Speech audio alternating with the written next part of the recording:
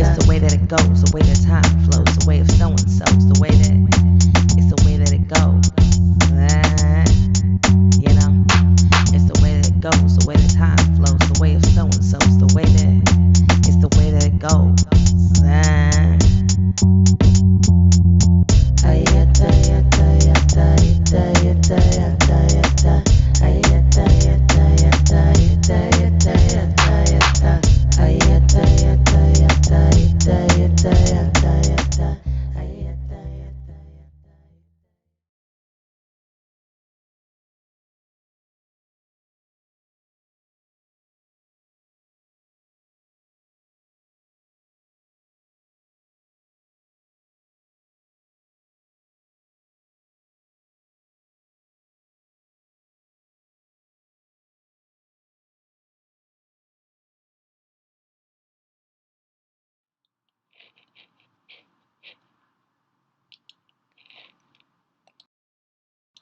Monique, can you unmute?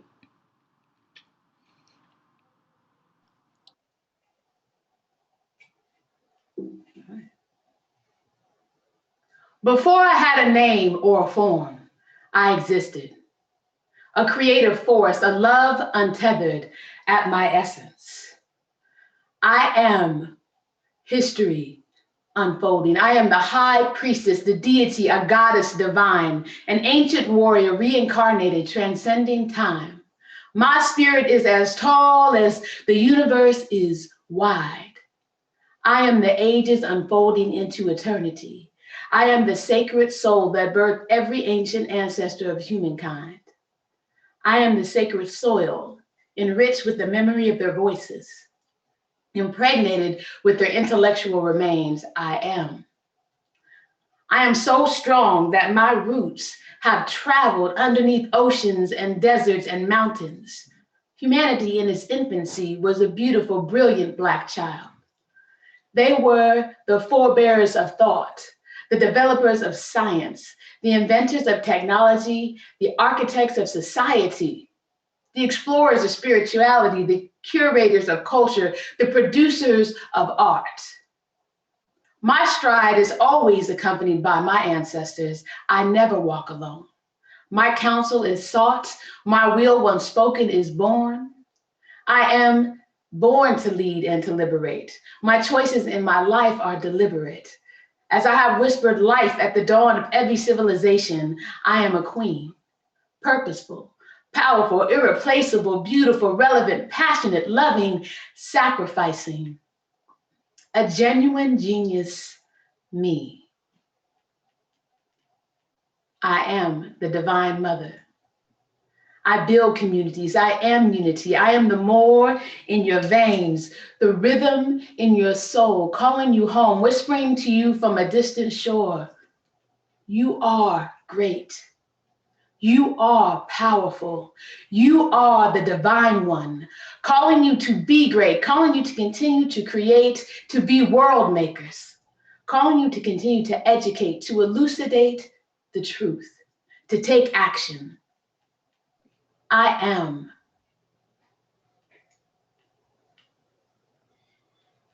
I am all these things: a sister, an auntie, a lover, a friend, and then a mother. I am a world maker. Everybody could just give a round of applause, snaps, some poetry love to Monique Franklin. Thank you so much, sis. That was incredible. She warmed up the space for us today. We're super appreciative of you doing that. I am Elizabeth Johnson. I'm one of 4 co-founders of Na Wari, and we are one of many people bringing you this program, Keepers of Nations, here today. So when I just want to shout out our partners, One Vibe Africa, Converge Media, King County Equity Now, Seattle Public Library, Colorful Communities, and this program was funded by the Seattle Public Library Foundation. Thank you so much for that. In a moment, Amijah Smith, who is the Chief of Staff for King County Equity Now, will be leading us through this incredible program. But I just wanted to take a moment and acknowledge that we are in Seattle and we are on the indigenous lands of the Coast Salish people, including the Duwamish tribe, and that these lands hold ancestral significance for the Muckleshoot, Tulalip, Suquamish tribes. We also acknowledge the African ancestors who were brought to Turtle Island, who have kept and tended to African indigenous culture. We support indigenous sovereignty and Black liberation.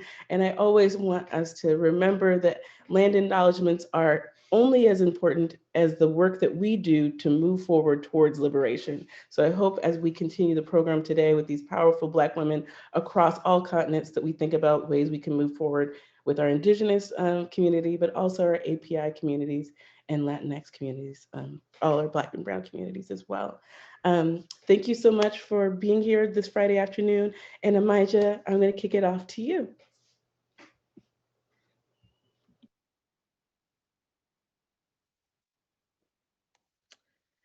Thank you. Thank you, everyone. It's such a pleasure. I'm just so excited to be here and be part of this opportunity.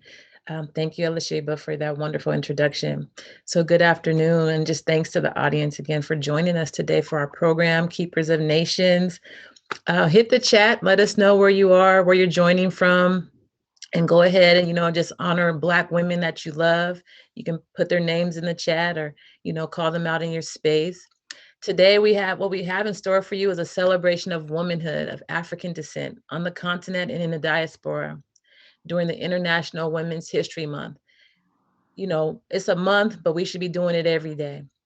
We're offering here today a film screening, offering a great woman of our African diaspora. And then we're going to be closing our discussion with an incredible panelist, Miss Janet Preston, Dr. Marsha Arunga, Janet Morton, Rachel Mwakali, apologies if I messed up the last name, Miss Mary Flowers, Miss Gilda Shepherd. I mean, it's an exciting event that we have. So in a moment, we're going to cue up our film. Thanks to Tariq, our tech person. And before we do that, again, we just want to thank our community partners that has been shared. Na Wari, Colorful Communities, King County Equity Now, Seattle Public Library, Public Engagement, and the Foundation. So I'm going to go ahead and pass this on over to Mr. Simon Okello, who's going to introduce himself and introduce the film. Thank you. Thank you so much. I just have to turn off the film here real quick, and then I can. Just give me a moment here.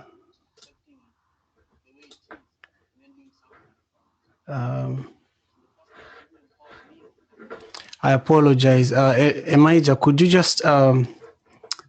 just hold space for a moment for me to? I figured it out. I'm happy to do that. I figured it out. It takes a moment, so I'll just be able to share my screen in just a second here. My apologies.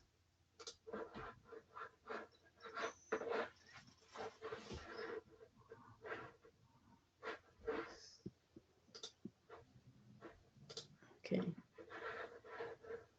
Amijah, could you, while we're waiting for Simon to get ready, can you explain a little bit why this program was so important to happen during Women's History Month? And this is important for every day, but it's definitely important for International Women's History Month because Black women, we are the creators of our world. We are the first mothers. We are the first of the human nation. So we always want to bring acknowledgement and honor of that. And women of African descent, we just naturally take care of our communities. And I just thought that this was the proper and most appropriate space to do so. And when we think about our African diaspora, it's like, how about we celebrate our women locally, our queens locally? This opportunity came, Mr. Okello was sharing about the greatness and the great work of his mother, and just introduced this opportunity for, said, can we partner and bring this to Seattle? And it just started building from there. And then brought more partners in, and just naturally, because of the essence of what this project and what this event is all about, people are just naturally like, of course, yeah, let's do this.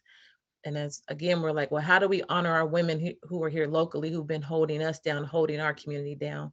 So this has been a pleasure for me, a privilege for me today. And it's just, we need to share the stories, because the reality is that we have, man, just a tremendous amount of leadership, walking institutions, libraries, legacy within our African women. Thank you. We will need Tariq to play the film. This is Simon speaking. And while Tariq, cues the film, I just want to say thank you for that. with me. It's like a vibration, one vibe. It's like a vibration, empowerment. It's like a vibration. The beginning of self-empowerment is being conscious about what's going on around you and accepting it the way it is, and then doing something about it. So the first person who empowered me was my mother.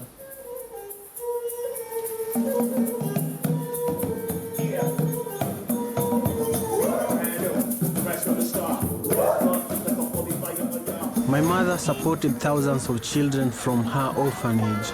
I was one of the children growing up in war, gangs, and violence. I looked to my community for leadership. My friends were taken away. My brother was taken away. It makes me think of my legacy. What kind of legacy are we going to contribute that will transform this community?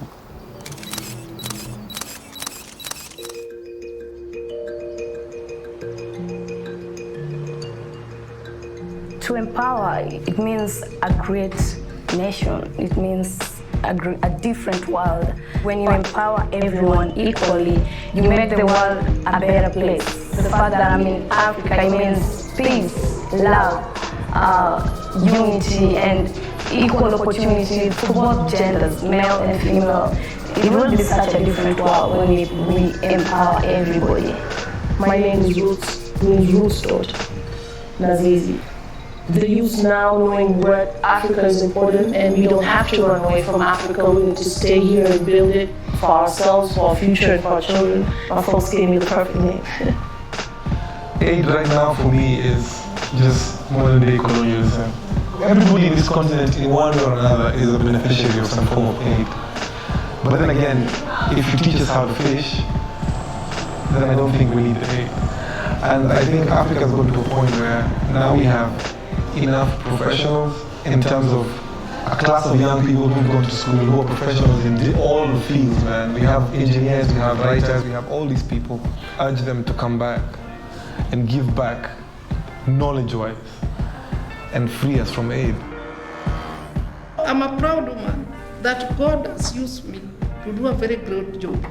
I'm still doing it, and I'm happy that these young boys now can take over and work hard. Africa has so much potential, and not pushing the limits of our agriculture and our export, and really just fading into corruption. And so for me, I know there's a lot of hardworking people in this country and a lot of talented youths. We're living like modern day slavery, and I think the youths need to change that.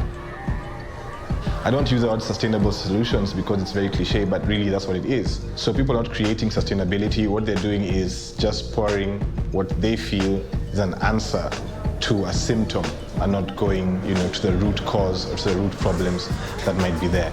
So that's what I think of when I hear aid.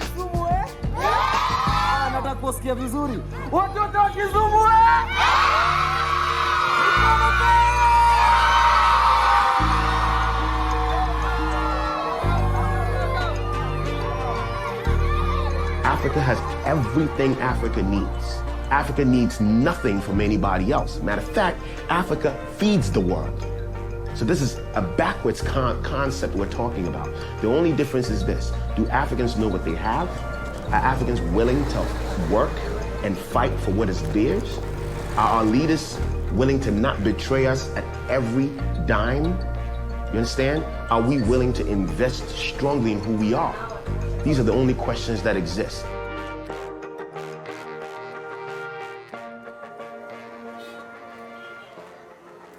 My work, it is achievement. It is empowering. And empowering somebody is a goal. Because that one, you have given somebody life. Most of people don't believe to give. But me, I gave out my property. These are my property. I gave out my things for the people who are suffering to feel better. You see? And I was ready to suffer together with them. But has made them to be where they are. Some are high school teachers, some are nurses, some are doctors. So I'm very happy to empower a lot of people in the community and all over the country. My mother raised hundreds of children, owned a business, and served her community when women were not accepted or respected to lead. She is the most powerful woman I know. She has empowered me and my family to carry the responsibilities of our community. You see, a parent is mentoring a child, and mentoring him means you are giving him strength and empowerment to do what he should do and to do something. So we were doing empowerment to our children, and that's why you see Simon like that. He's strong, and he was mentored properly. Well, I'm here today because Simon Okello. I talked to Simon one day. I met Simon. And before that, I had spoken to Simon. All right. Tell me your name and what you do. My name is Simon Okello. I'm the founder and executive director of One Vibe Africa. You know, the conditions under which I was raised in inspired me to start One Vibe Africa.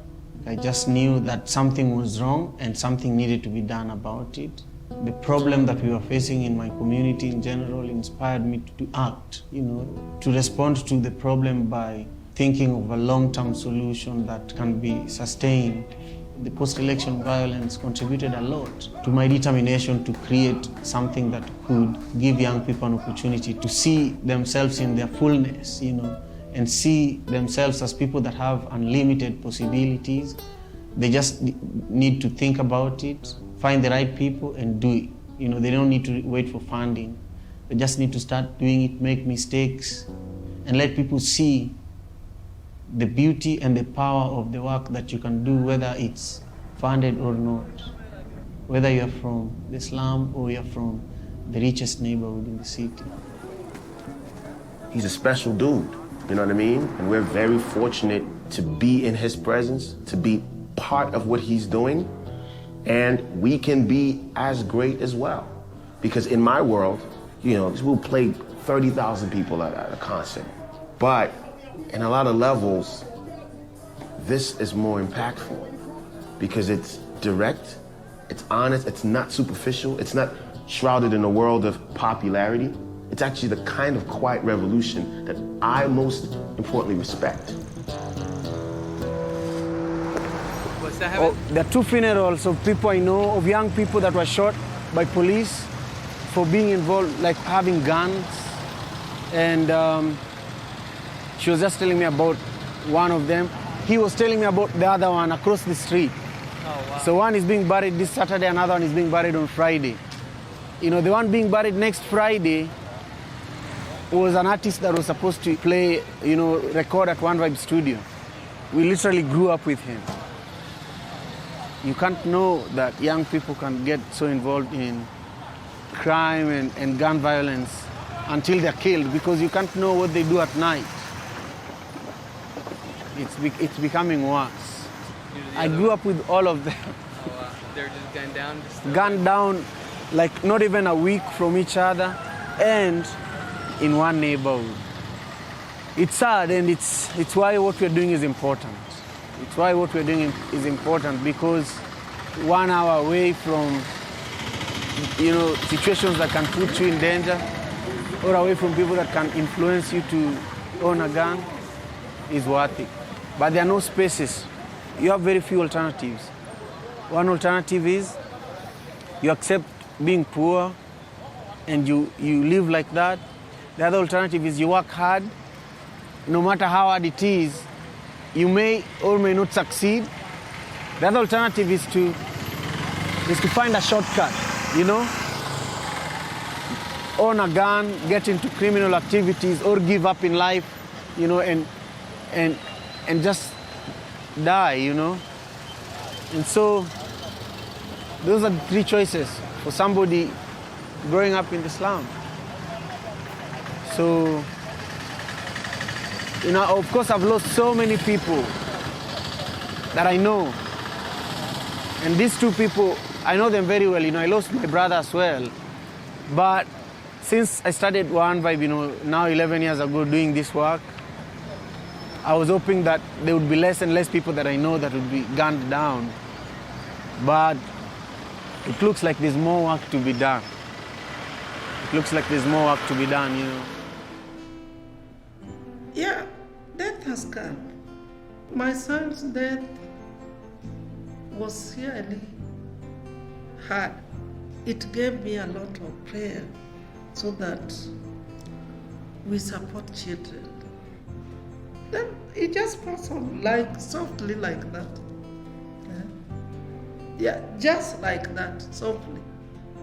I learned a lot of things that we should not relax.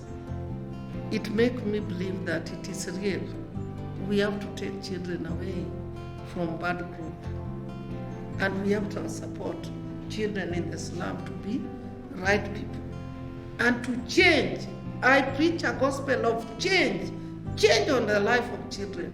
Change on the life of youths. Change is my focus.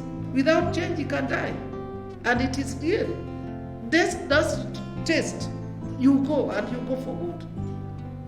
It didn't taste my son, but my son went for good. You see? So I believe that death don't taste. You go.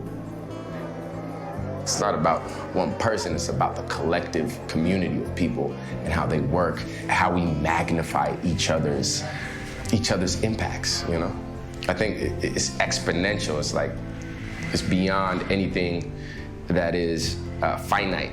But I think it takes community, and I think it takes an intergenerational dialogue, and I think that hip-hop culture has been a great help because it's helped a lot of our diaspora also have part of this conversation, which is very important.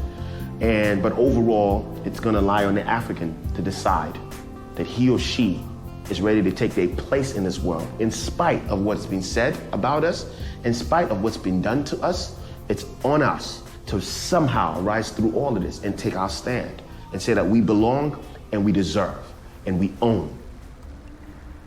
Well, for me, I always live every day as if it's my last day in the world because I've seen friends and then the next minute they're gone. My brother and I lived in this compound, you know, with my mom and all the kids that live here.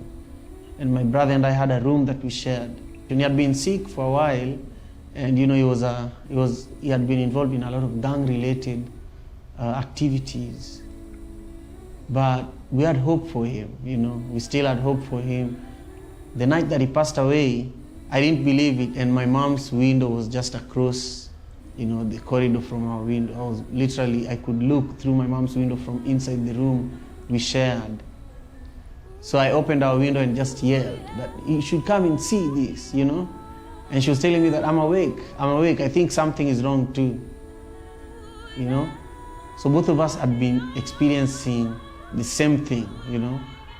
So she came over and, you know, she knew that it had happened. So we just prayed, and, you know, in our culture, when there is death in the family, the mother or the woman in the family has to announce it by crying and yelling and beginning the mourning period officially. The fact that I'm already known because I'm his brother, I'm already known that, oh, that is that gangster's brother, and he's also going to be a gangster. You know, it was always known that youths from the slum have to be gangsters. We are good for nothing, you know. So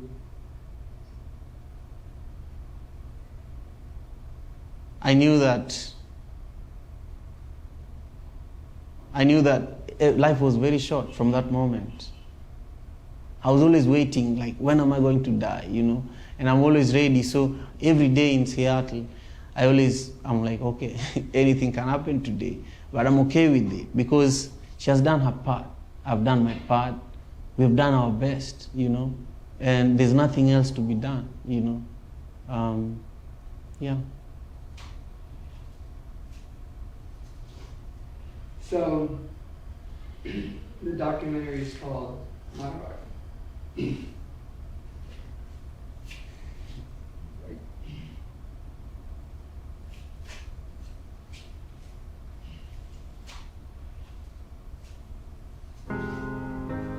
We only advance when men and women are willing to plant trees they'll never sit under.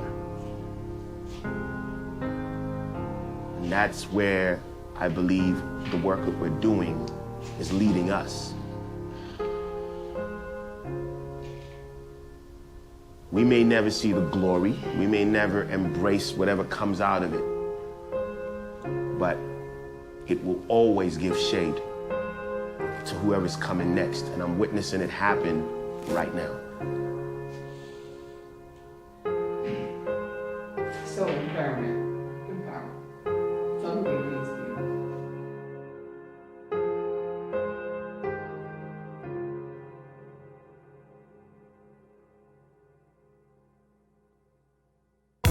No system can tie me down and take me for a clown. I'm a free man.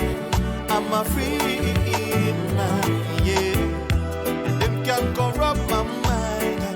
I'm strong and I know I'm not blind. I'm a free man. I'm a free man, yeah. If you know you're free, put your hands in the air and tell me you're free. Tell me you're free, yeah. Come on, boy. If you know you're free, put your hands in the air and tell me you're free, yeah. You're free, yeah. No system can tie me down and take me for a clown. I'm a free man. I'm a free man, yeah. And them can corrupt my mind now. I'm strong and I know I'm not blind. I'm a free man. I'm a free man. No, no, no. No system can tie me down and take me for a clown. I'm a free man. I'm a free man, yeah. And them can corrupt my mind. I'm strong and I know I'm not blind. I'm a free man. I'm a free man, yeah. If you know you're free, put your hands in the air and tell me you're free. Tell me you're free, yeah. Come on, boy. If you know you're free, put your hands in the air and tell me you're free, yeah. You're free, yeah. No system can tie me down and take me for a clown. I'm a free man. I'm a free.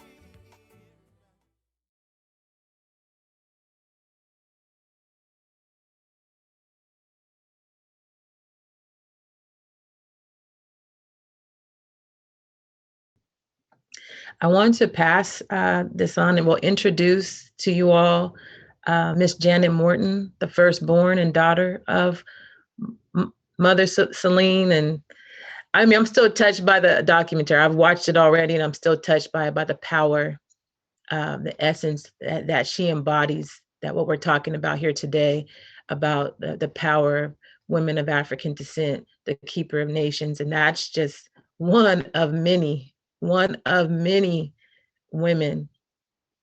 who care for our community, and the fact to have an orphanage and take care of the community in that way. Oh, you know, I just hope to walk a few steps in the shoes of someone like that. Thank you so much. So I want to just take this opportunity to introduce Miss Janet Morton, firstborn, to share some words about her mother. Thank you.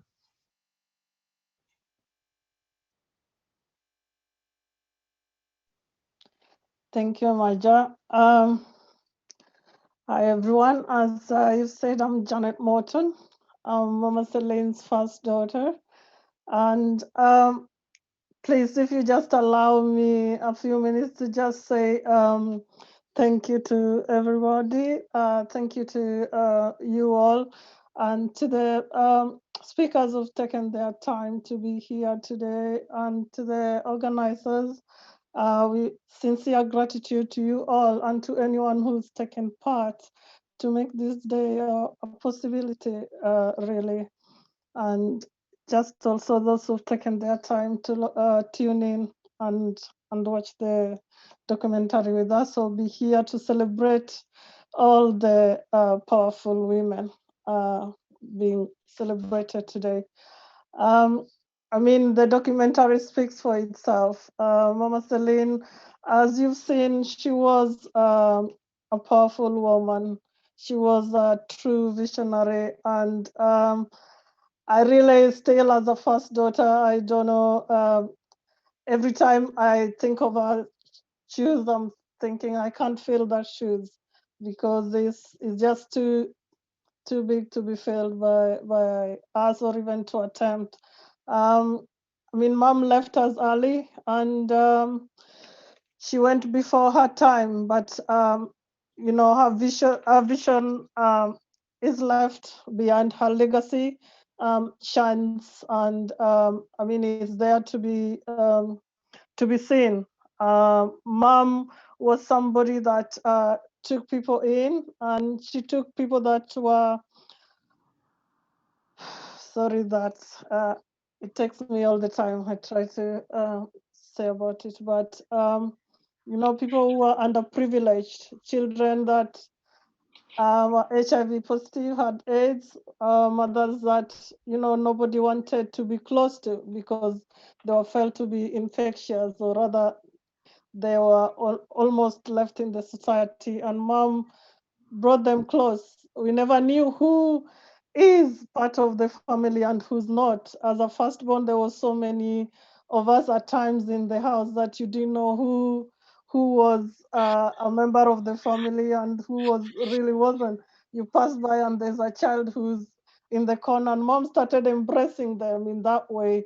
And before we knew it, you know, I came to England without mom hadn't started the orphanage by then, and I knew that something was cropping because she always had everybody coming in, and some people could be affording hotels, but they were like, I'm going to be with Mama Selene. So that was the kind of a person she was.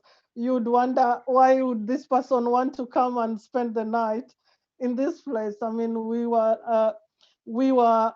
brought up in again in an underprivileged area of Kenya, and it was passion, beauty, and she empowered. You've seen her talking about empowerment and strength. I mean, as a woman, I've looked up to my mom. I mean, if you ask me who my idol was, that was my mom. I actually grew in her footsteps, and I think my daughter has taken after that. Mom, we had the privilege of having mom here, and my daughter really learned a lot from her because of just the way she is. Mom walks in a room and everybody wonders, who is that lady?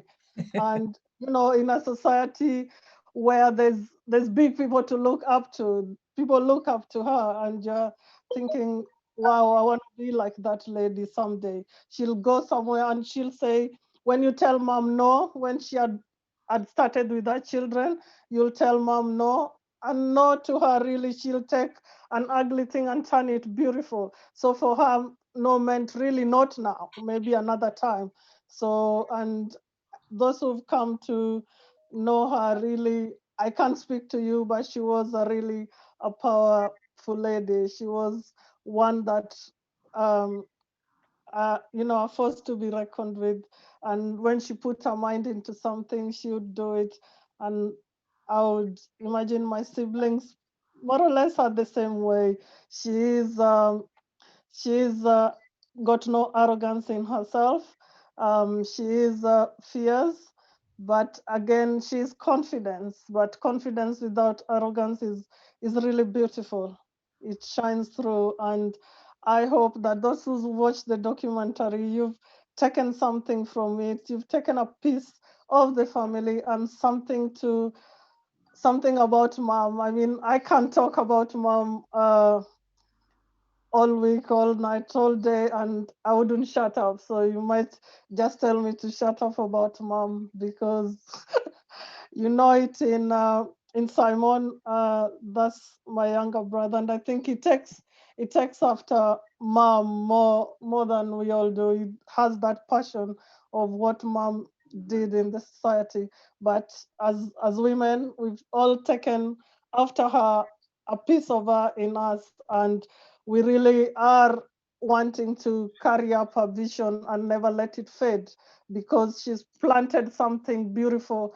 And I mean, when she was gone, you'd see the children or the children from the orphanage who really had something from that seed were wondering what's going to happen now that mom has gone. But because she empowered them to really be something, you'd see the doctors and the nurses and everybody that she had brought up to be something. She would give you something to carry you forward rather than her doing it for you. Mom always mentored you, nurtured you, and empowered you to go and be something, do something. If you had a family, then she'll nurture you to do that rather than keep coming for more. She'll educate you to go and do that. So think of a vision, think of what you want to be, and you can't be anything. So underprivileged children going into privileged schools. So that's what mom was all about. There's no limit, sky's the limit if you put your mind into it, if you want to do it. So if you want to go to which school, say which school you want to go to. You might wonder how you're gonna get the fee for that, but mom will always find a way and get you there somehow, because if you're ready to work, mom will work with you. And she had many children, but we were all her children. And before we knew it, the small house was always full.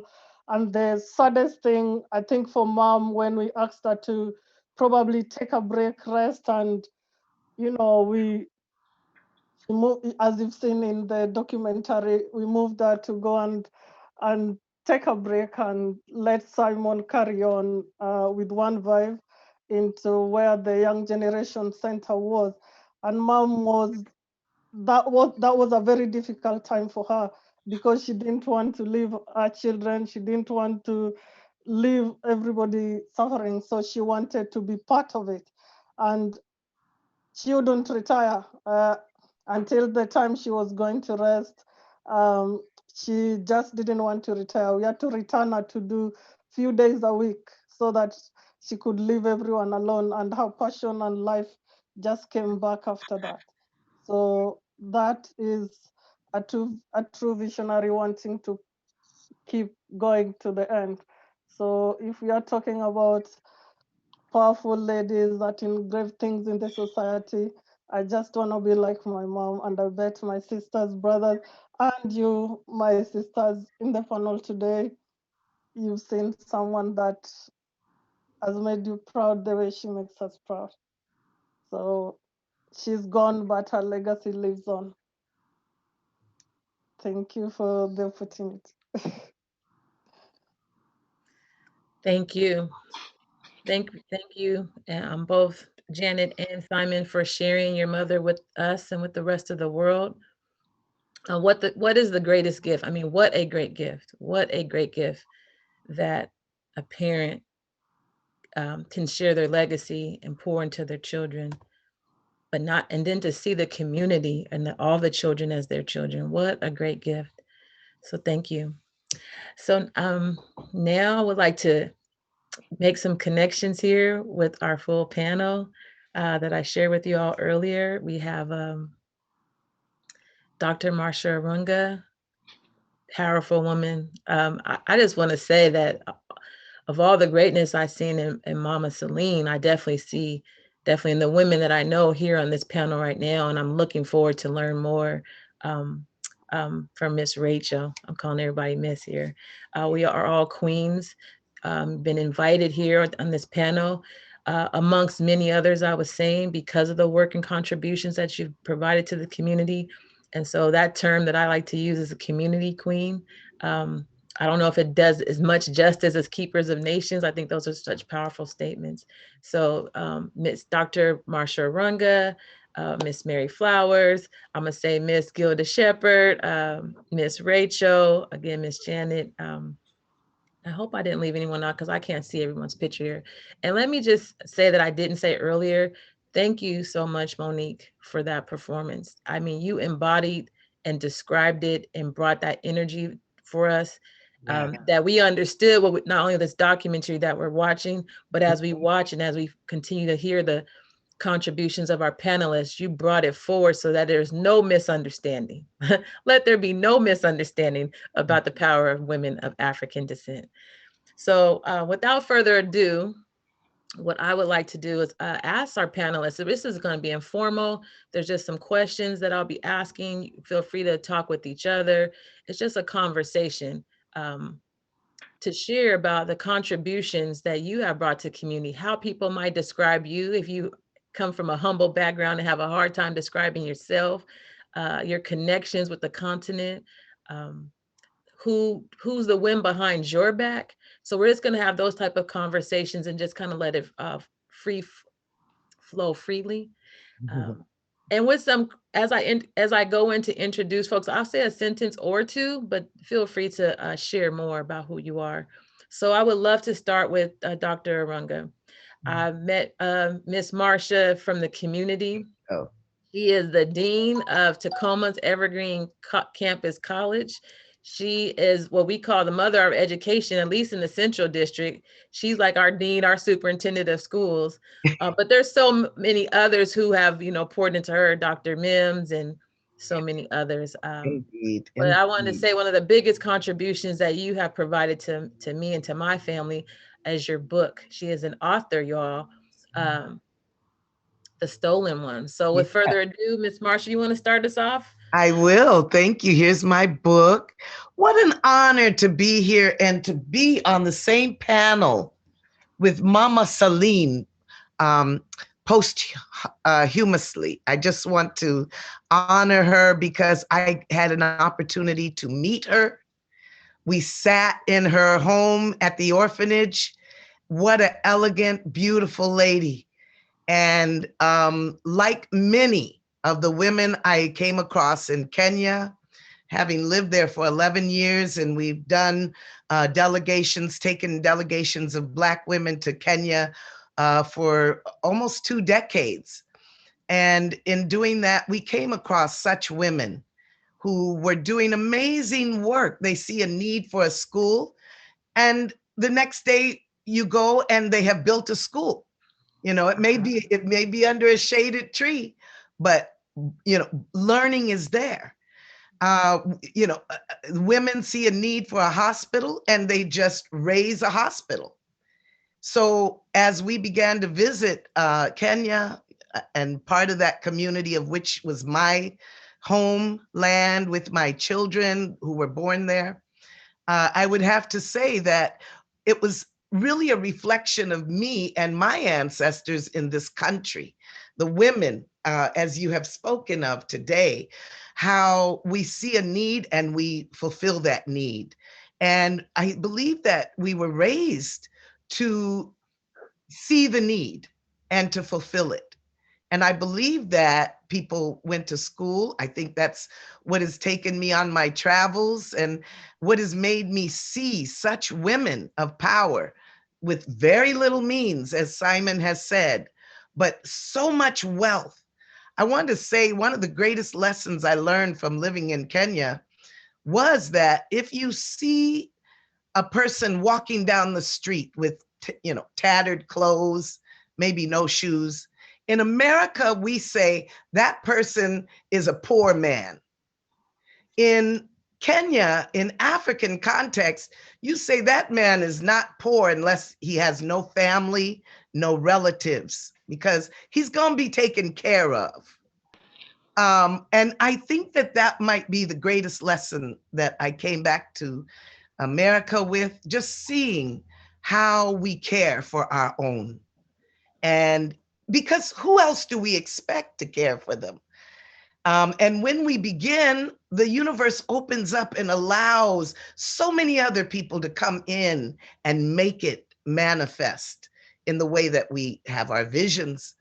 And I do believe that this is what has carried me through my lifetime. So I have immense gratefulness for the women in my life, for the ancestors, those I never knew, like Harriet Tubman, call her name all the time. You know, Ella Baker and Rosa Parks, but I've got to honor my mother and my father. I want to honor my grandmothers because I know their legacy as businesswomen, as farmers. And this is the blood that comes into me. And today, you know, as a city woman, you know, that blood is ancient blood. And when I see films like this, with Mama Celine, I remember that greatness that really is born out of us. Yes, some of us are more privileged to live in a certain place in the world, and others find themselves in a abject poverty and slum.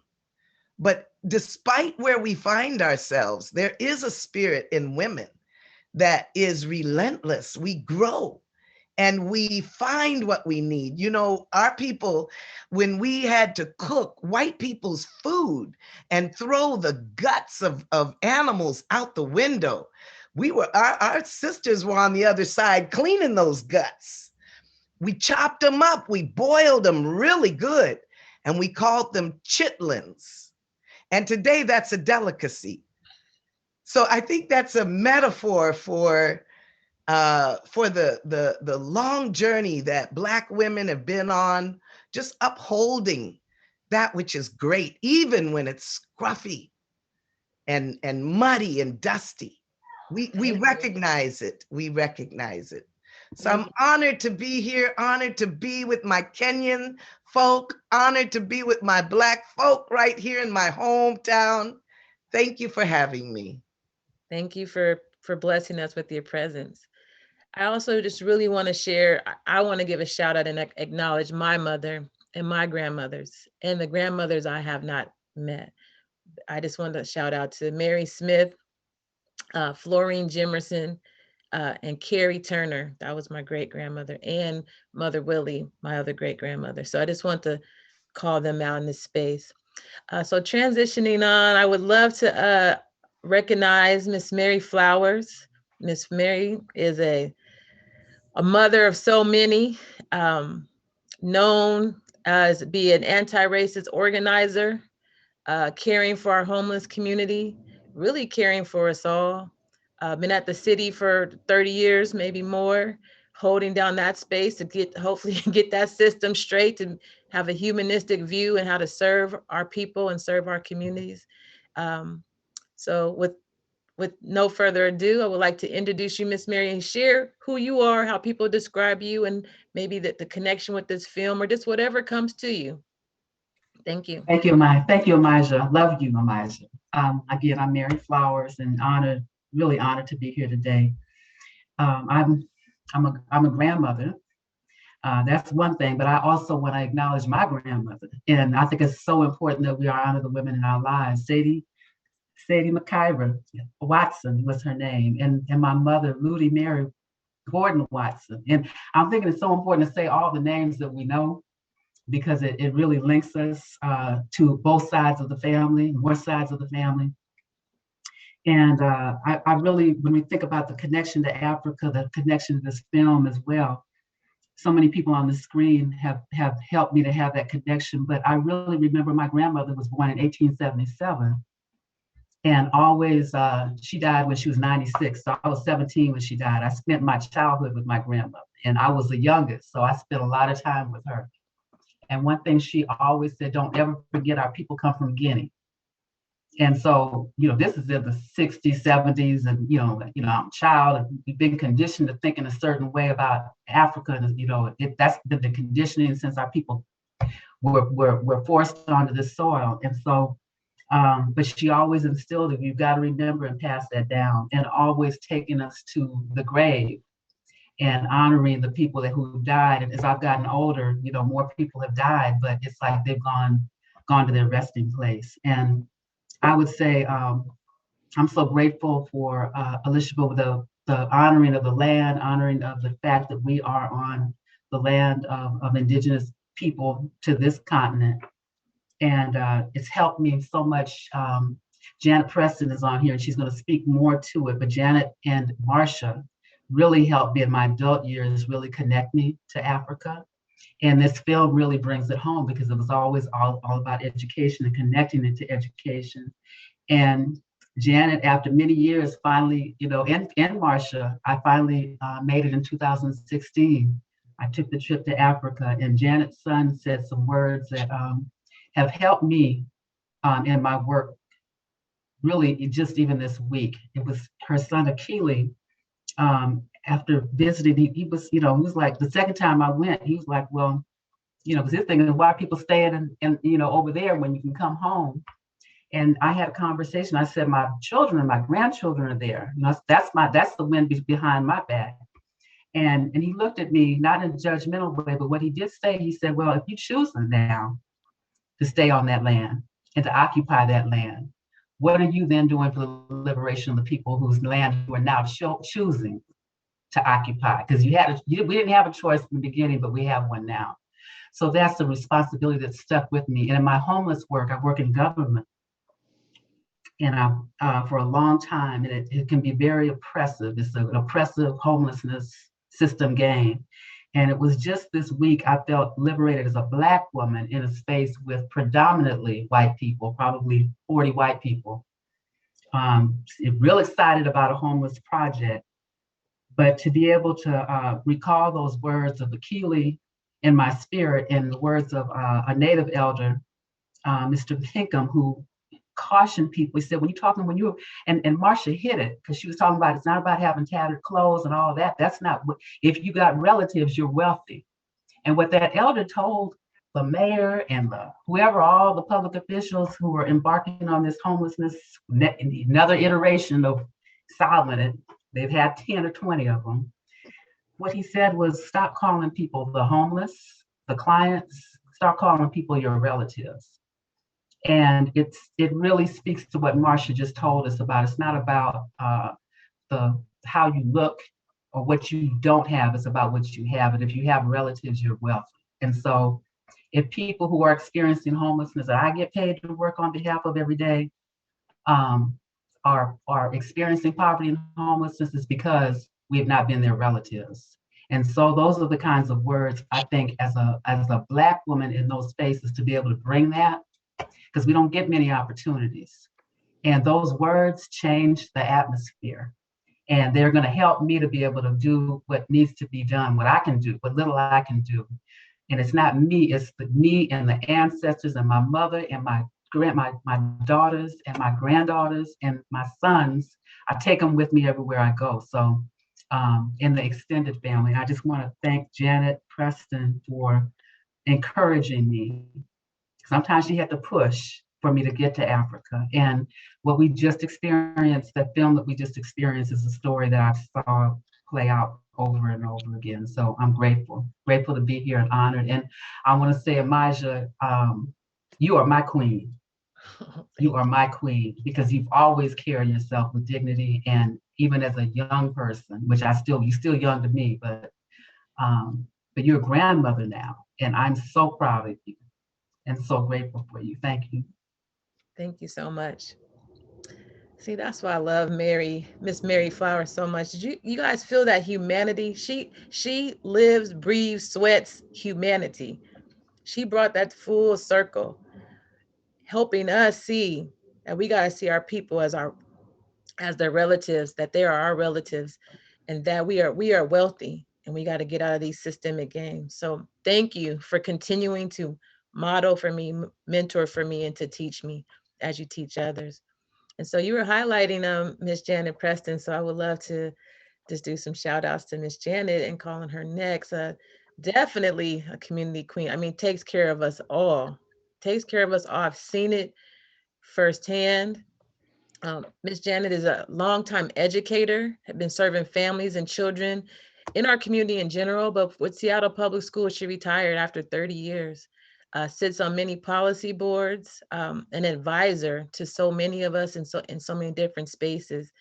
And to know I grew up around the corner from her for all these years, and to know that wealth was just right around the corner from me as a child still puts me at awe and lets me know that, and for others here who are watching, that we have our wealth is right around us. We just have to tap into it and make those connections. But Miss Janet, if you would love to share more about who you are, your connections, and how these connections, how this film, and just being an amazing, amazing woman of African descent, that would be wonderful. Thank you. Thank you for inviting me. I'm humbled to be on this panel. I'm very emotional today because of the signing of the laws that they're trying to pass to suppress voting, and to watch the Black female legislator being hauled off to prison, to jail, and charged with 2 felonies. That forced me to cry, and I don't cry a lot. So forgive me if I'm very emotional today, because so many have worked so hard for so many years to free us of this suppression that's always been on us, and to see that because a group of people lost an election, they've chosen to try to suppress us again, when we're just realizing our power with the vote. So I just have to say that in front of anything else I say. I was blessed with a grandmother that had a 4th grade education, but a wealth of knowledge and a wealth of common sense. So that has been very, very helpful. At 15, I was told life is survival of the fittest. The strong survive and the weak perish, and you've got to be strong. So I knew whatever else happened in life, something I had to do in order to survive is be strong. So that's instilled in me to be strong, because as Black women, we go through a lot in a lot of different ways, with our relationships, with our children, in society. We go through a lot. So it's important for us to have the knowledge at a young age that we've got to be strong. My connection with Africa started with the Black Prisoners Caucus in the 80s, when in Washington State, they had the highest incarceration rate of Black males of any place in the nation. You were more likely to be incarcerated in Washington State. And my senior son was in high school, so I asked the brothers in the Black Prisoners Caucus, what must I do to rescue my son and save him? And they told me, get him out of Washington State. So he left Washington State, went to Southern. In Louisiana, police put shotguns up to my son's head. And so he wanted to leave the South. And so he eventually went to Walla Walla Community College, where racism was at a high level in the 80s, even though he was an athlete. So he wanted to leave Washington State, and he went to Washington, D.C., to UDC. And for a traffic violation, a sticker that wasn't in his window, updated. They put him in jail. And he saw a chain gang of Black men all chained together on a Tuesday. And so everywhere he went, he saw racism. And what he wanted to do leaving college is get out of Washington State, get out of the United States.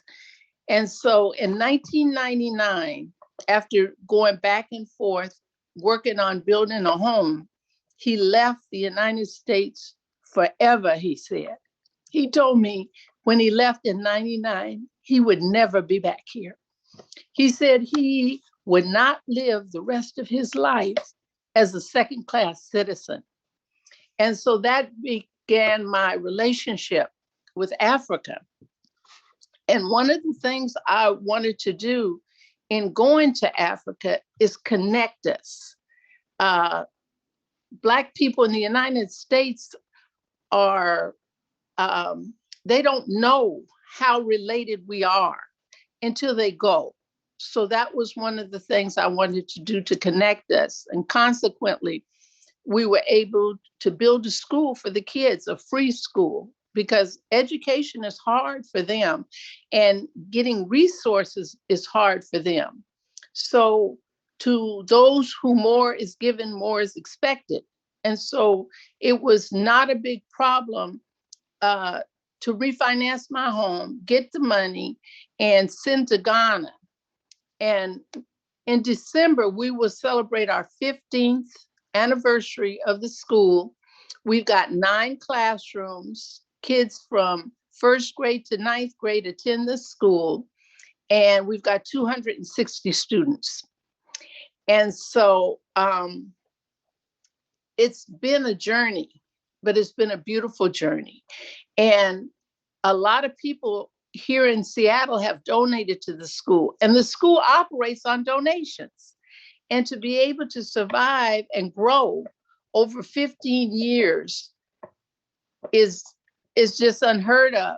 But when God has his hand on what you're doing, if you just listen to what he tells you to do, he'll open up all kinds of doors. And that's another thing with Black women that we know, is that there is a God, and that if we listen to that still small voice and we're going in the right direction, he will lead us. And if we're going in the wrong direction and we listen, he'll get us out of situations we can't get ourselves out of. Because I know in my lifetime, there's been ways that I didn't know how I was going to get out of situations. And I just was still, and God opened doors. He will open doors for us. And something we need to do is let young girls know their power. Young Black girls do not have an idea of the power that as we grow older, we know we possess, but I don't think we share it enough. And I think I'd love to see us have circles. Like the Black Prisoners Caucus have the Circle of Life. We as older women, some of us are older than others, but we as women need to be sitting down with young girls, letting them know that they have more choices than they realize they have, and they have more power than they have. I think I've spoken enough. Thank you. Thank you so much. Tariq, can you share a couple photos? Thank you, Ms. Janet, for gracing us with that wisdom. Can you share with us some of the photos, yes, of the school Ms. Janet's talking about over in Ghana, the People's School? We have 9 classrooms, an administration building, and we've just finished a fabulous dining hall for the kids. And I invite everyone of African descent to take this journey December 5th through the 17th, 2021. Thank you so much. Benjamin of World Travel will be handling the reservations and the itinerary once we get it all in place. Thank you. Thank you. I'm trying to get myself there soon. So I want to transition this over to Miss Gilda Shepherd. Because Miss Jana was sharing with us about the Black Prisoners Caucus. And I know that you have a lot of connections with helping and supporting folks on the inside. But before we jump right into that, we got to give you your shout out. We got to give you a shout out and honor who you are. And so, world renowned filmmaker, people call her Mother Gilda, really loves the community and takes care of us. And one story you had shared with me that people may not know is the activist that you are. And maybe it comes more through your film, but the activism that you've done here in this city that have supported this whole community. I think you shared with me about being at El Centro and helping occupy El Centro to help our community have that school and maybe other spaces. So I just want to bring that to light, that you're about us all, but the power of you as a woman of African descent. Please share more of who you are, what you do, and make those connections. Thank you. First of all, I want to thank you, Elijah, for doing this phenomenal work of bringing us together, and also Davida. I know she's behind that beautiful picture there, and for bringing us all together, and Simon, and particularly Mama Celine and her firstborn, Janet. Your mama is smiling right now. The way you talked about her conjured up all kinds of beautiful images and memories for us to bring up our mothers, our grandmothers, and our work. Thank you all. But imagine you talking about an activist. What you're doing right now is thank you. I had another meeting. I turned that meeting. I said, I gotta go. I gotta come over here because this is like, as I always say, I'm sitting here. I'm doing the holy dance with my tambourine on right over there. Okay, so you just imagine that. Okay, so wow. Sometimes you say, oh, I can't follow that. And I love to follow the power of Marcia Kata Runga, the power of Mary Flowers, the power of Janet Jones Preston. I love to follow that power.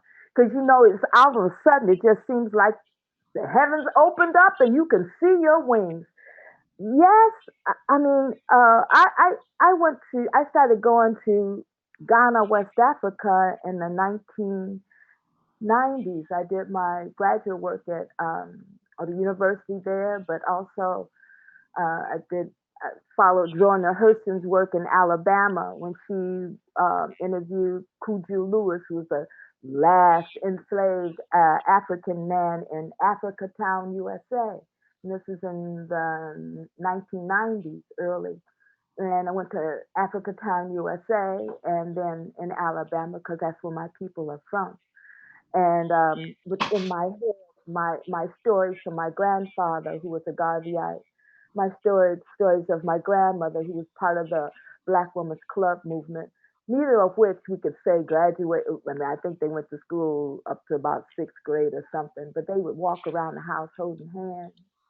I mean, my grandmother used to say, I sleep with in the same bed with Alex. That's my grandfather till the day he died. And I was a little girl. I was like, well, of course. Then I thought, oh, I see what she's talking about.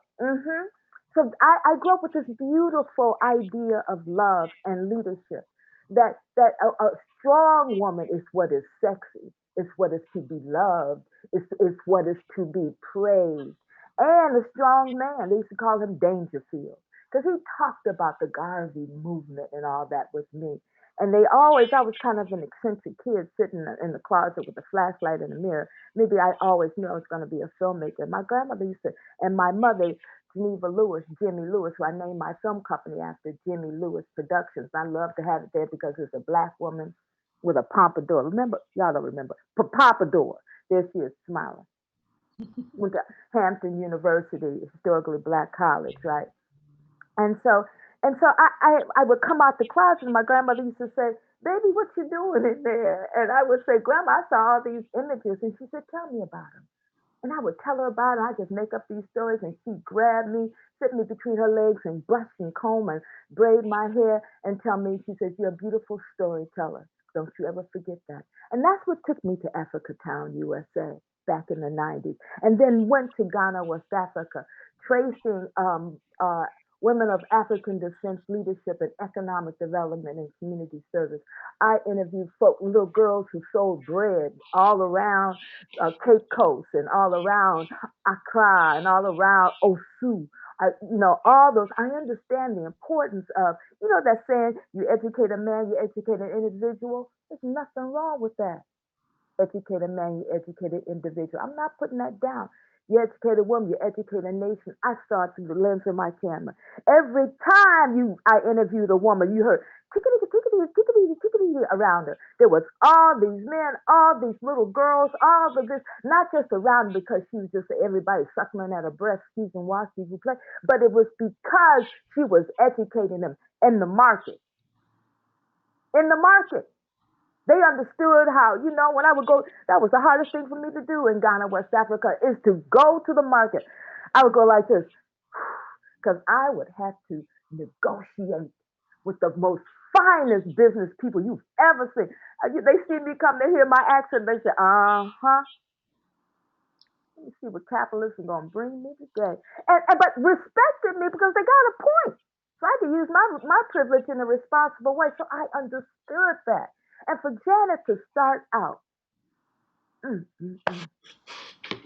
ground us in what is happening today, to keep us not to forget that we are joyful. Yes, I'm doing a holy dance, but you see me on my knees, as my grandmother said, I'm only getting up, right? I'm getting up to do some work. So it is because of these three women, Marcia Taylor Runga, Mary Flowers, and Janet Preston. After I've been going to Ghana, West Africa since the 90s. I used to have a little home in Ghana. Had to give it up because my film ate it up. But that's okay. You know what I mean? I got a little village over there, so I'm still mom. When I first went up there, I was, Sis Gilda. Then I went to Mama Gilda. No, Auntie Gilda. Now I'm Mama Gilda, right? And same thing in the prison. So I did a film called Secret of the Approach of Dawn for my graduate work about Ghanaian women leaders, and then another one called Women Together as One in a refugee camp in Ghana. It was a Liberian refugee camp because people used the enslaved Africans who were free to go over to Liberia and settle it for Firestone to come in and everybody else to come in. So I felt a responsibility. So I worked in the refugee camp, and I went in there all arrogant, say, I want to talk about child soldiers because I am a Black feminist, let's be clear, right? I am an intersectional Black feminist, no problem for saying that, right? And so, but they looked at me like, you coming over here, you trying to tell us what you want to do? Let me tell you what we think. This is what we want. We want business classes. We want our scholarships for our kids to go to school. We want literacy classes, and I followed Dr. Mem's idea that when you come to school, first do your memoir. That's what Evergreen State College Tacoma does. We do memoir when we walk in.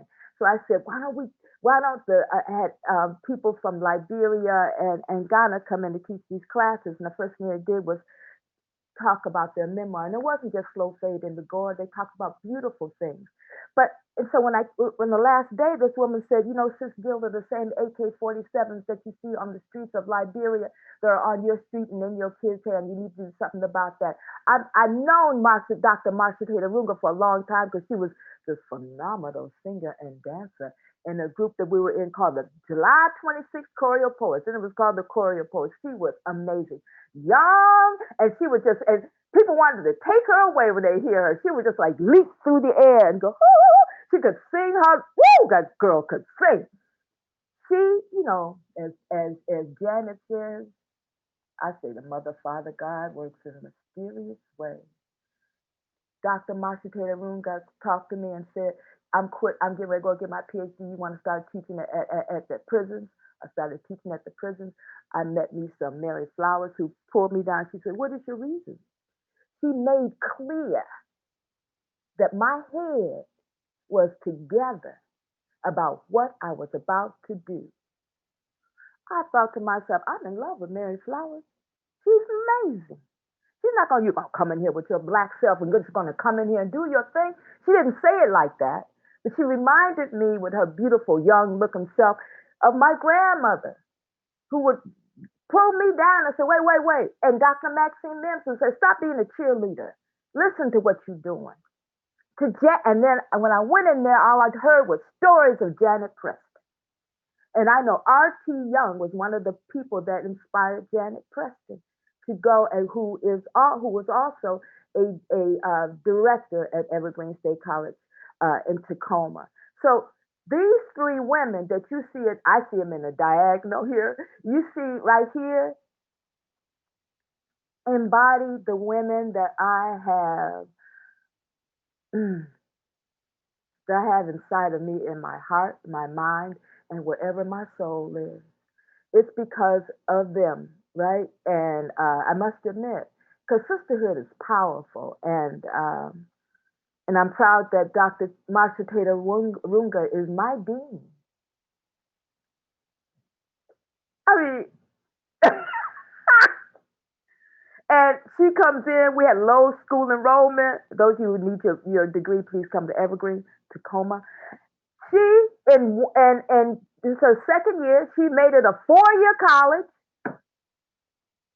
I mean, come on.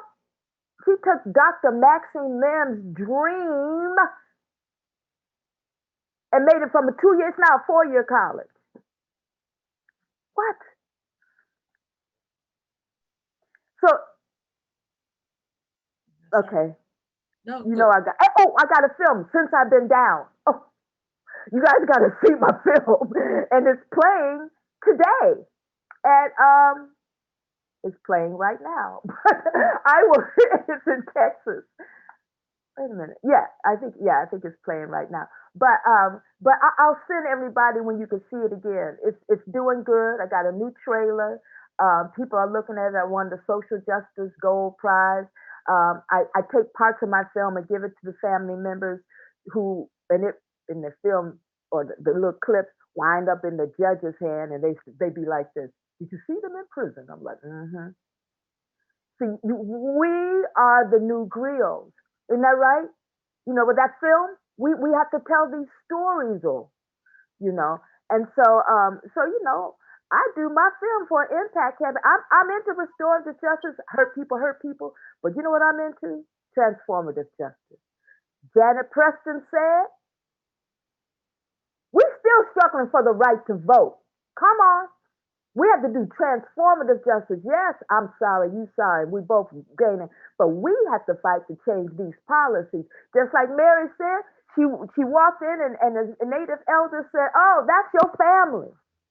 That's not somebody. That's proximal." As you can tell, I have the gift of gab. I'm gonna be quiet right now. Thank you, Ms. Gilda. It's not about the gift of gab. It's about the gift of sharing the wisdom. And what you did right there is you just made the connection again to our humanity and our work and what is being built and sharing that legacy. So I would never, that was your words, not mine, the gift of gab. That was your words. Thank you so much.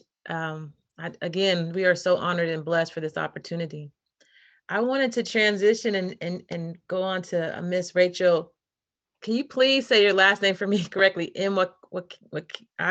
I'm trying. It's Mwikali. Kylie, thank you. Yeah, so yeah. Your presence here is all about what Miss Gilda was just doing and making these connections or making connections over to the continent. And you've been doing your work or based in Nairobi, Kenya, but you are a human rights defender, a feminist, continuing this community queen work that we do and being the keepers of nation. If you could please share who you are, what you do, and how you make this connection, that'd be so wonderful. Thank you. Thank you so much. I hope I'm audible. I'm trying to sort of come from this background of the second largest informal settlement in Kenya. I've told my neighbors to put their voice a bit low because the structures here are made of iron sheets, but it's a lovely home. I'm grateful also to the One Vibe and Simon, the family, and the late Mama Celine for creating also the space, because also we are here because of also celebrating our life and our role in terms of the social justice and the community. She was coming from in Kisumu and also in the continent, because we do a lot of work as women, especially Black women and young Black women, but our work is never recognized as work in this neo-colonialism era and capitalistic era. So like the way you had a feminist activist, community organizer, and Pan-African feminist. And I convened a social movement called Coalition for Grassroots Human Rights Defenders Kenya. It's a network of community organizers, feminists, and human rights defenders fighting for social justice in their own grassroots community in the country. And we organize based majority of us based on the injustice we have experienced in our personal life and within the community where we live, because it's the thing we are talking about as a Black person in the US or in white spaces we are not seen as where we are not seen as people. So here also, because of our class issue, we are not seen as people, and especially being a Black woman and young Black woman like myself. So as I was listening to conversation, there are things that I wanted to bring across, which I celebrate all of you queens, African queens, powerful queens, being a month for us women, which should be every day, not only this month. For me, I believe in that politics, we should be celebrated every day. As Black women, we toil day in, day night to make ends meet, to make this continent move, to make also like countries move, but our role is never celebrated. So I celebrate you all powerful women. I celebrate you for what you have built and for great women around you and within your own space. I celebrate you and I'm sending love to all of you. I know sometimes with this movement work we are doing, it can be lonely, frustrating, and disappointment at times. And sometimes you're seen as mad people, especially as a Black woman. And in these white spaces, sometimes, like for example, I usually say, my body is a bit, I'm small in body size, but my voice is big. So sometimes when also I'm calling out oppression in some of the spaces, even if you meant like to say something very calm, but the facts our voice are very strong, which you shouldn't be apologetic. It gets to be criminalized of who you are. And this goes to also the movement work I'm talking about as a Black feminist and why it's important, even now with the ongoing crisis globally of fundamentalism and raising of patriarchy. Why it's important even to have global solidarity within ourselves as Black women, whether in the US in diaspora or whether here back in the continent. Why it's important also to continue multiplying even the spirit of Mama Selene. And if you could see in the story, and I also much respect to you, Simon, for being a feminist ally and supporter. If you see in the film on what drive Mama Selene, she believed in change. She believed in change of transforming life. She believed in change of transforming the community and the future of also education in the beautiful young souls in Kisumu, which most of our governments have failed us in terms of that. But through our love is what has also made also have amazing kids like Lavender, Janet, Simon, and the others. So like seeing the work she did, which most of us were feeling emotional watching that video. But as the remaining fighters, militants, soldiers that we have remained, what's our role? It means our role is contributing to the work of Mama Selene, the one she left behind, to continue. It means that as Black women, also recognizing and also like putting into history or our story, I usually say femininjas, like the women who fight to liberate fellow women and transforming community in the continent. It's documented, but also like, our role is also to share with, I really liked what Janet said, being a young woman who's less than 30 and being in this powerful space with you, amazing women, it's an inspirational to me. But sometimes we feel we fight ageism politics as young women, but seeing all of you like also having that power of transforming the spirit of continuing the fights, giving the baton to us, it motivates me. And seeing that spirit of Mama Selene also in Lavender, like running even One Vibe Africa, it motivates me. And this also like takes me back to a campaign we did as Coalition for Grassroots Human Rights Defender with One Vibe Africa, the Madaraka Festival. It was about like now with COVID. Here in where I live and in Kenya, you can see the kind of space. Social distance is a luxury, and staying at home is a luxury. It's not for most people. And when the lockdown came, our government didn't put guideline of responding to COVID on a feminist approach and human rights approach. So we community organizers, including myself, were like, we have to find a ways on our community can be supported and get something. And that's when we started an initiative also like providing community with food, because there's lockdown, a lot of people here are casual laborers, most women here are single mothers. It's hard to feed a family. Most families survive with $1 a day.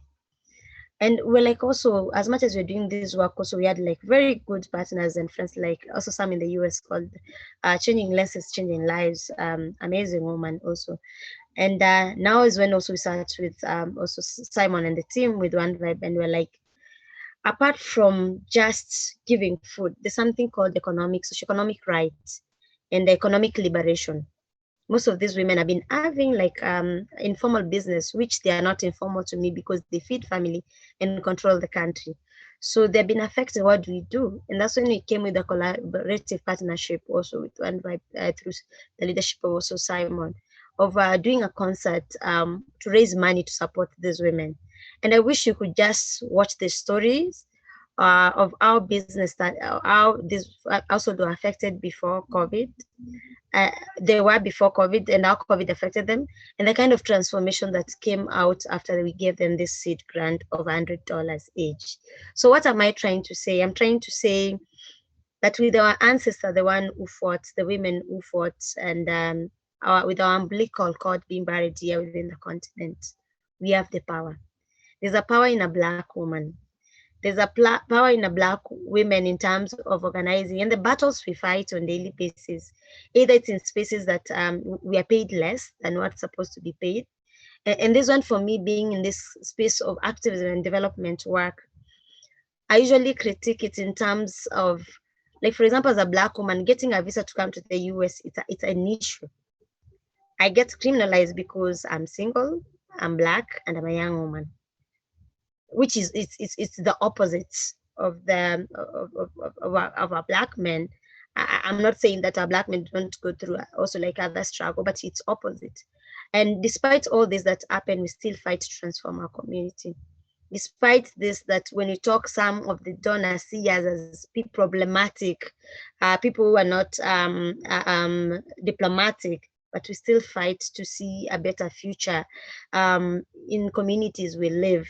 So for me, this is very important in seeing what we organize as Black women. And I really liked the examples that were given about the Pan-Africanism, because these boundaries were brought by colonialists. Africa didn't have boundaries. We are not divided, and that's why we believe in Ubuntu, in Utu. And there's a say I like saying in Swahili called Afrika Moja, Afrika Uru, like one Africa, one freedom. And it's very important to recognize it doesn't matter where sisters you are, we are one people. We are one people in terms of also seeing the intersectionality of solidarity. And I really like also the within the discussion, the one when we're having about even privilege.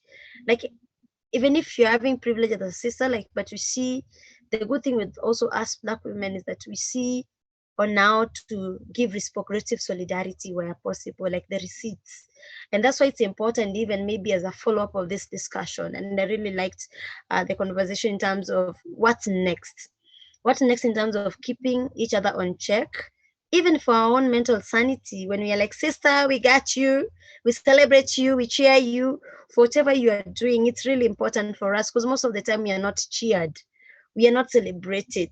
We are not appreciated. We are not valued. And it goes back to the poetry that was there, even about our own. If you look, for example, people like Alice Walker, people like the liberators, I'll go like within the continent, people like the late Winnie Mandela, and even Mama Selen. You find we give a lot for the movement, but our biology and our sex, in terms of how we identify, and this one I have to look at it in terms of intersectionality, including LGBTQ folks within the discussion, or trans women, because women, we are not homogeneous, and it's important to recognize we come in different shapes, in different ideas, in different spectrum, like we're not homogeneous. So there's no way as Black women we can be put in a box and people say these are they need to be identified.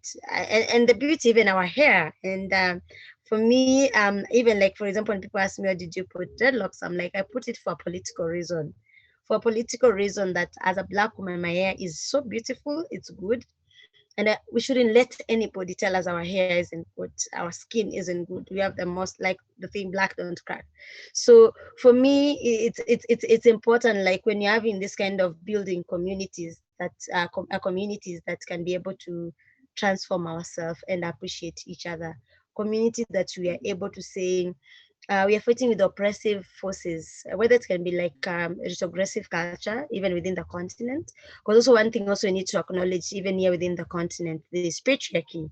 There's patriarchy that works, even from a patriarchy that is being driven by structures from our fellow Black head of states. So, but as women here within the continent, we are fighting. And it reminds me on the work we did also this COVID on amplifying the stories of resilience for Black women and feminists and organizers that have been responding to community this time of COVID. And I'll just encourage you guys to read about it. I can share with Simon, then he can share. Like on now, you would see like one of our members, a mom died, but she would still, it was hard because of lockdown here, but she still supported community. She still believed, like, despite everything, if there's a case of sexual assault, she went head on and supported. We are those women that when your fellow woman doesn't have food on the table, we are able to share. We are able to share in terms of organizing with a subsistence budget. We're like, this is $100, but everybody has to eat, has to feed. So for me, it goes now also like, I hope I'm not talking too much, on how deliberate we are and political in terms of also like not forgetting where we have come from. I know there's been a lot of this neocolonialism trying to hide our stories, our ancestors' stories. But I feel it's our responsibility, sisters, to work together. We are here to build, not to destroy. To change the narrative in terms that Black women don't contribute anything. We have been contributing, and we are not apologetic. We have been contributing a lot, but now in terms of ensuring it's documented. It's documented, even like now the stories I've been listening, they're very powerful. Can we put them in such a way the other young girls who are coming after us, the other generation, can read and say, we are really inspired. The others who did much, and we can do more than what they did. So for me, that would be a call up for all of us, and ensuring the spirit of our ancestors doesn't disappear. Ensuring the spirit of Mekatilili Wamenza, who is one of the very brave women in Kenya that forced colonialist. She didn't conform to colonialist way of doing things. She fought so hard. So it's up for us who are living. Each generation has its own mission. What's our mission? Now, there's been many fights that have been fought. What's our mission? Is our mission to continue with the work of Mama Selen, supporting their project? Or is our mission also like saying, we are tired, but we can't be tired. We have to continue our mission. She multiplied. I've listened, like most of you, I've been inspired. Like I knew her through Simon. And I was like, I really want to meet your mom. I really want to meet your mom to share like the frustration I go through on daily basis doing this community work. The frustration whereby I'm a youthful person, but I haven't enjoyed my youth, but I feel contented with the kind of work I'm doing because it transforms life, it changes lives.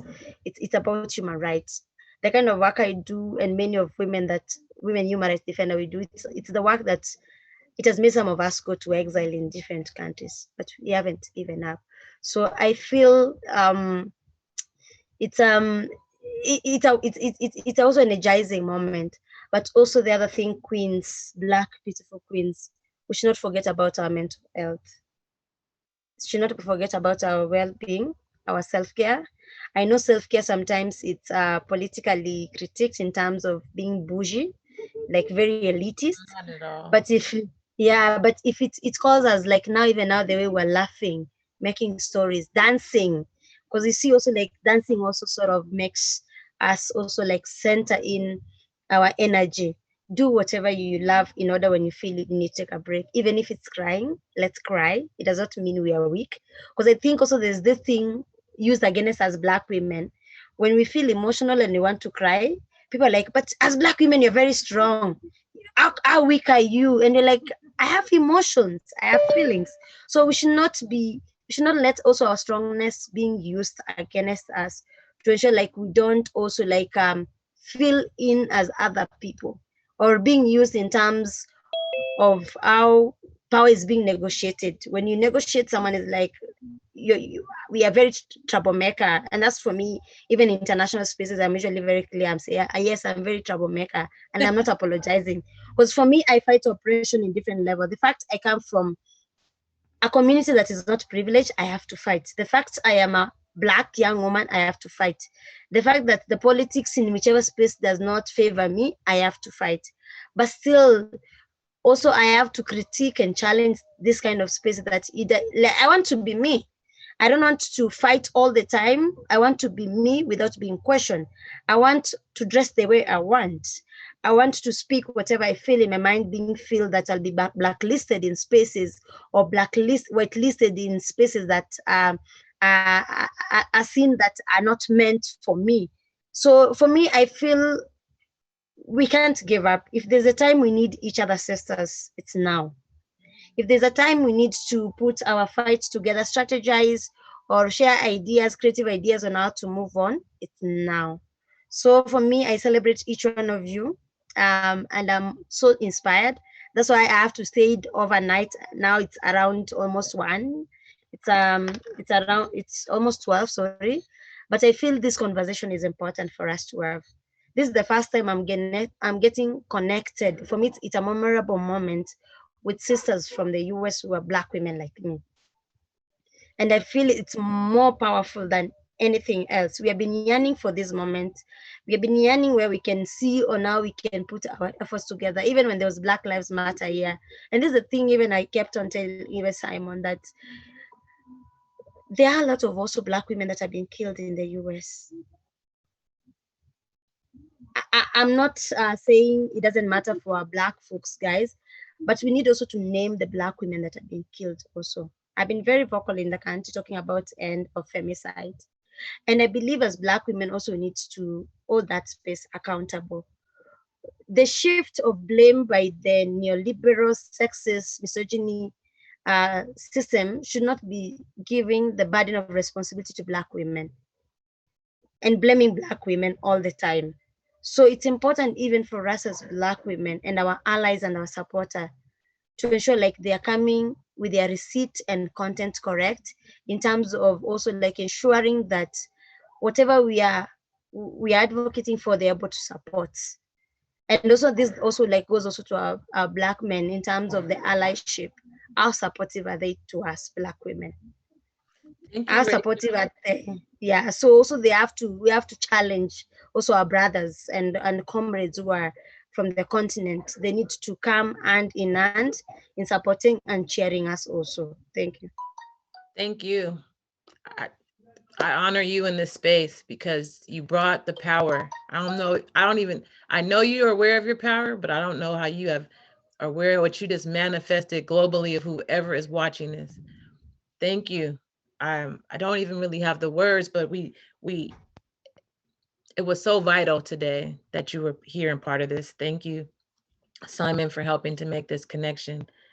Yeah, you brought the fire, and you just embody what we were talking about. Like, it is in us. This stuff, it's not on us, our power. It is within us, and how it must, what Miss Janet Preston was saying, it must be cultivated in our young ladies. And so you are a manifestation of what that looks like when it is cultivated. So thank you so much. And we'll definitely stay connected, because you're right. What do you do? It's not just about a conversation today. How do you take action? What does action look like? and we have the answers, and we're gonna make it. I'm gonna make a difference. I wanted to give an opportunity. Well, first of all, to say thank you to all of our panelists. Words can never express and will never be enough of what you bring to our community, to our nations, and how much more you have to offer and pouring into us and raising us and modeling for us. There's so many more young ladies that I can name. There's too many that I can name right now. Whew. I just have faith and I have hope because of this moment. It's a confirmation. It's a confirmation.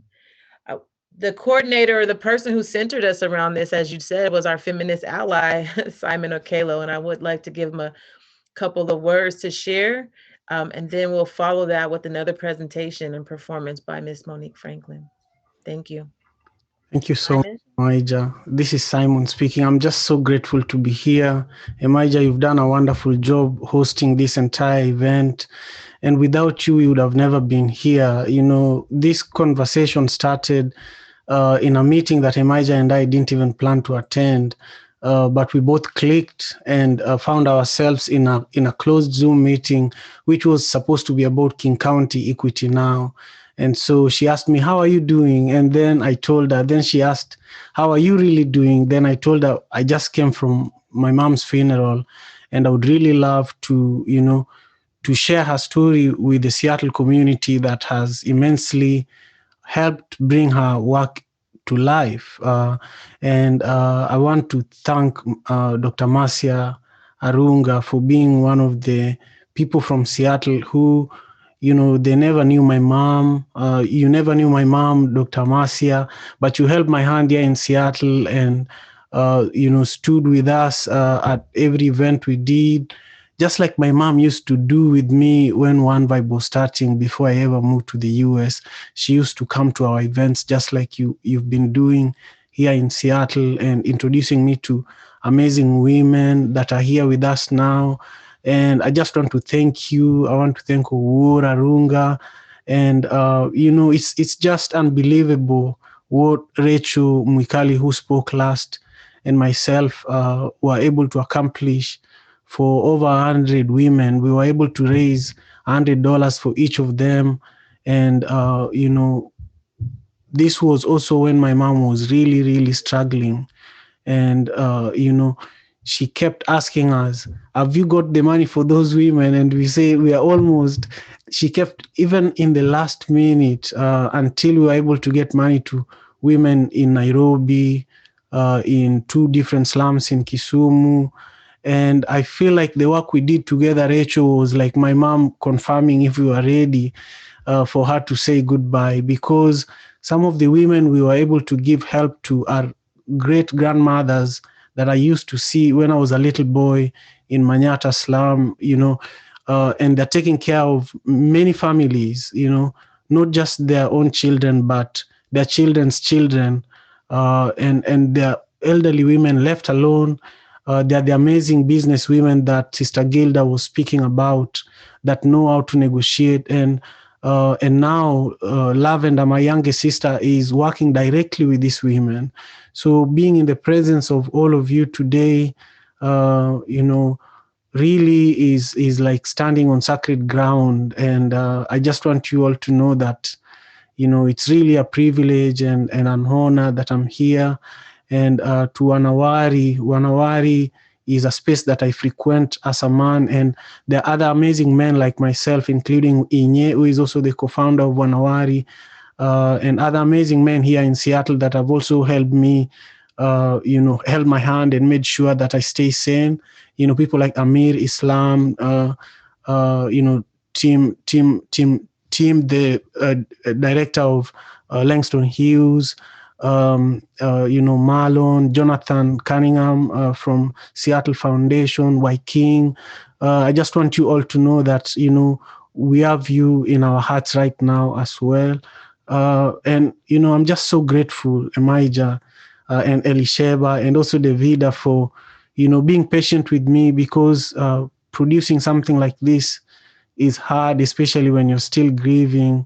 And I also want to thank our Lebanese community. This film was produced by members of the Lebanon community here in Seattle who came to one of our events and were so inspired by the work that we do. So I traveled with Wael Abuzaki, who directed the film and co-produced it with me, and it took us 3 years to do it. Owura Runga and myself were in Kenya with a number of amazing African artists from really all over the continent. So I just want to thank you all, and I'm grateful. The microphone is back to you, Emaija. Thank you. Thank you. I would love to, again, honor Miss Monique Franklin, who will take us out with a wonderful performance. This has been an amazing day. I've never had a Women's International History Month like this ever, at least here in Seattle. I'm glad that it's been connected across the continent. And thank you all so much for just being you and walking in your purpose. Passing it to Miss Monique.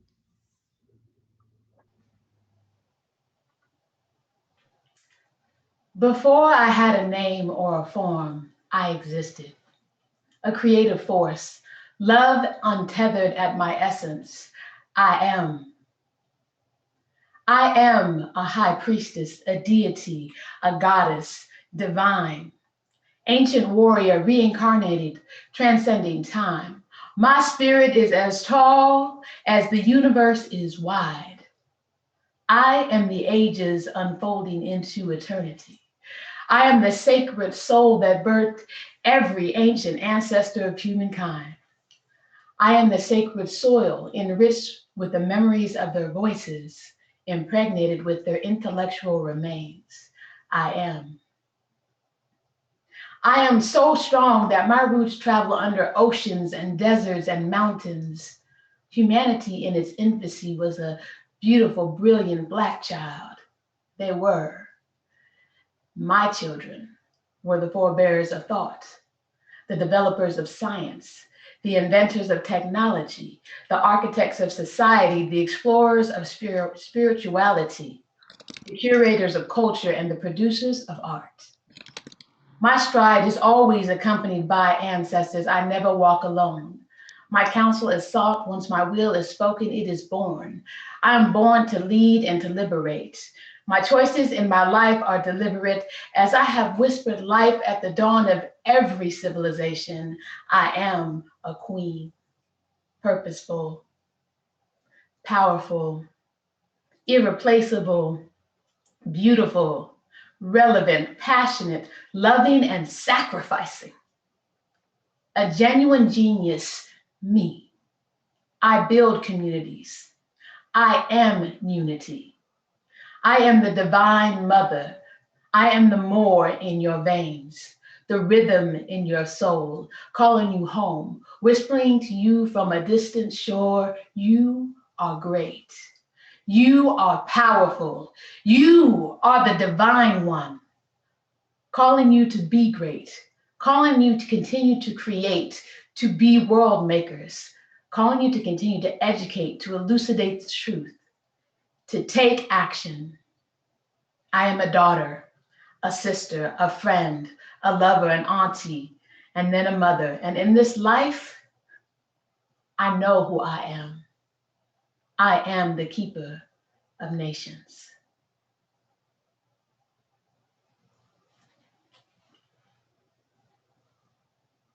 Thank you very much. The emails that they got